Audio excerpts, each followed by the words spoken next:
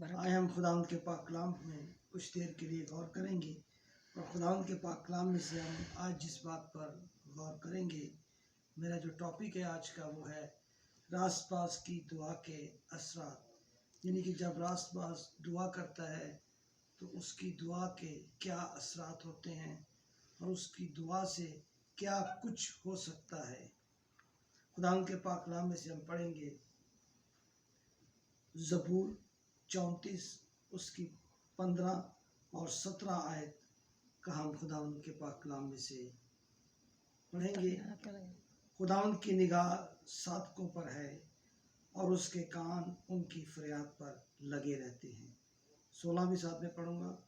خداوند کا چہرہ بدکاروں کے خلاف ہے تاکہ ان کی یاد زمین پر سے مٹا دے۔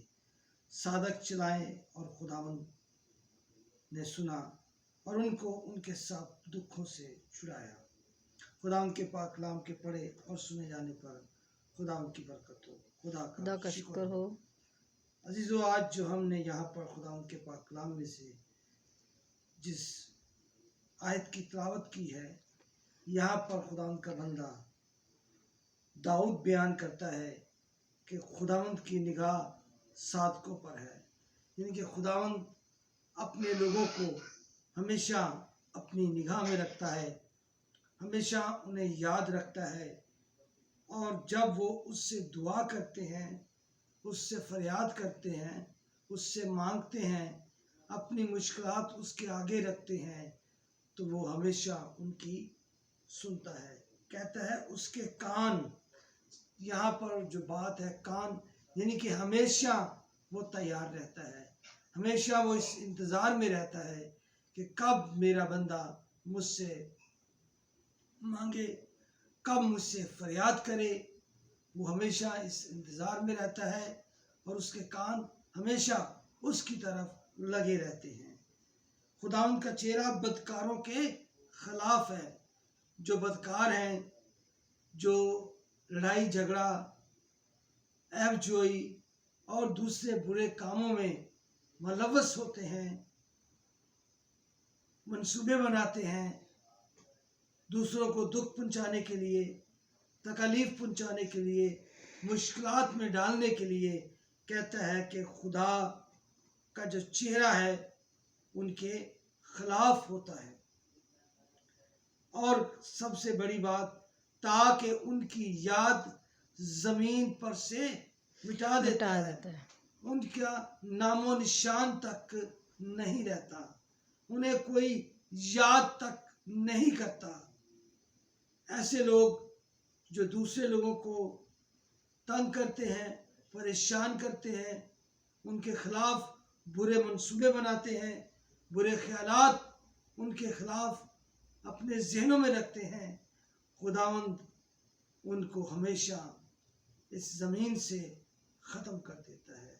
تو ہمیں چاہیے کہ ہم کبھی بھی کسی کے خلاف کوئی ایسا منصوبہ، کوئی ایسی بات اپنے منہ سے نہ نکالیں جو خدا کی نگاہ میں اچھی نہ ہو۔ ہمیشہ لوگوں کے لیے بھلا ہی سوچیں۔ صادق چلائے اور خداوند نے سنا۔ کہتا ہے کہ صادق چلائے اور خداوند نے سنا۔ اب عزیزو، یہاں پر خداوند کے پاک کلام میں سے نئے عہد نامے میں ہم دیکھتے ہیں کہ جب خداوند کا بندہ پطرس رسول قید خانہ میں تھا تو تمام کلیسیا کے لوگ ان کے لیے کیا کر رہے تھے؟ دعا کر رہے تھے، خدا سے اس کے لیے فریاد کر رہے تھے۔ تو خدا نے عزیزو جب اپنے لوگوں کی دعا کو سنا، اور ہم دیکھتے ہیں، ہم پڑھتے ہیں کہ قید خانہ کے جو دو دروازے، وہاں پہ خداوند کا فرشتہ آیا اور وہ پطرس کو وہاں سے نکال کر لے گیا۔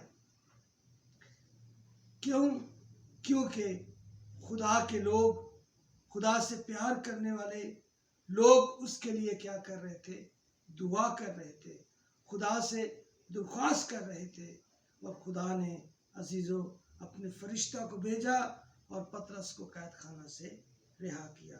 پھر ہم دیکھتے ہیں खुदावंद का बंदा पालूस और सिलास जब कैद खाना में थे तो वो क्या कर रहे थे, हमदोस्ताइश कर रहे थे, खुदा की तारीफ कर रहे थे, दुआ कर रहे थे। और जब वो दुआ कर रहे थे, हमदोस्ताइश कर रहे थे, तो हम देखते हैं कि कैद खाना के दरवाजे खुल गए और जो वहां पर शख्स मौजूद था, जो उनका निगहबान था, जो उन पर नजर रखे हुए था, वो इस बात से क्या हो गया, परेशान हो गया। यानी जब खुदा के लोग सच्चे दिल से खुदा से दुआ करते हैं, खुदा से मांगते हैं, तो खुदा उनकी दुआ को सुनता है और उनको उनके सब दुखों से छुड़ाएगा। वो उनको उनके तमाम दुखों से रिहाई बख्शता है, उन्हें छुड़ाता है। और खुदा उनके पाक कलाम में लिखा है कि मैं तुम्हें किसी ऐसी आजमाइश में ना पड़ने दूंगा जो तुम्हारी बर्दाश्त से बाहर हो, बल्कि उससे निकलने की राह भी दिखलाऊंगा। वो हमेशा हमारी तरफ देखता रहता है। और खुदा उनके पाक कलाम में लिखा है कि खुदा ने हमारी तस्वीरें अपनी हथेली पर बना रखी हैं। जो लोग रास्तबाज हैं, जो लोग उससे प्यार करते हैं, जो लोग उससे डरते हैं, खुदा उनकी दुआ को सुनता है। फिर हम देखते हैं अजीजों, खुदा उनके पाक कलाम में से याकूब का खत, उसका 5 बाब और उसकी 16 आयत, यहाँ पर भी हमें एक बहुत बड़ी खुदा उनके पाक कलाम में से मिसाल मिलती है। यहाँ पर अजीजों हम देखते हैं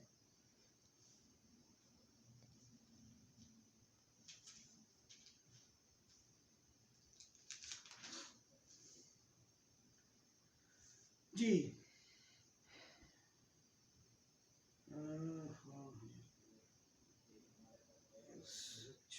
यहाँ पर हम देखते हैं खुदा उनके पाक कलाम में से पहला पतरस 3 बाब उसकी 12 है।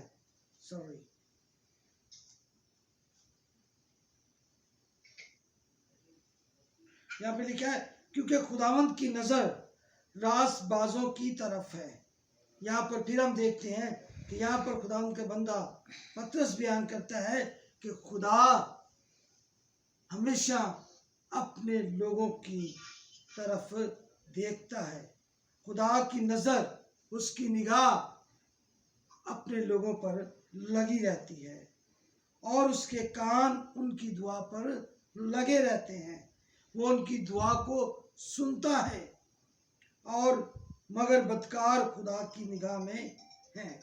लेकिन जो लोग बदकार हैं, जो लोग बुरे हैं, वो खुदा की निगाह में हैं। फिर हम देखते हैं याकूब 5 बाब और उसकी 17 और 18 आयत में देखते हैं। यहाँ पर लिखा है, एलिया हमारा हम तबीयत इंसान था, उसने बड़े जोश से दुआ की कि मींह ना बरसे, चुनाचा 3.5 बरस तक जमीन पर मींह ना बरसा। यहाँ पर हम देखते हैं कि खुदा का बंदा याकूब बयान करता है कि एलिया जो हमारी तरह एक इंसान था, उसने खुदा से क्या की, दुआ की और वहां पर मींह ना बरसा। 3.5 साल तक वहां पर बारिश ना बरसी, क्योंकि खुदा के बंदा ने दुआ की थी, खुदा के रासबाज बंदा ने दुआ की थी और वहां पर मींह ना बरसा। फिर अगली आयत में कहता है, फिर उसने दुआ की, दोबारा फिर उसने खुदा से फरियाद की, खुदा से इल्तिजा की, तो आसमान से पानी बरसा और जमीन में पैदावार हुई। फिर दोबारा उसने दुआ की, खुदा से इल्तिजा की और दोबारा वहां पर बारिश हुई और खुदा ने उस जगह को फिर से सर्द शादाब कर दिया। वहां पर फिर पैदावार हुई। जो बारिश की वजह से पैदावार रुक गई थी, जब उसने दोबारा दुआ की तो खुदा ने अपना फजल किया और उस जगह पर दोबारा पैदावार हुई। जरूर है कि दुआ मांगने वाला शख्स راست باز ہو۔ جو دعا ایمان کے ساتھ دل سے اور عمدگی سے کی جائے، ایسی دعا سے بہت کچھ ہو سکتا ہے۔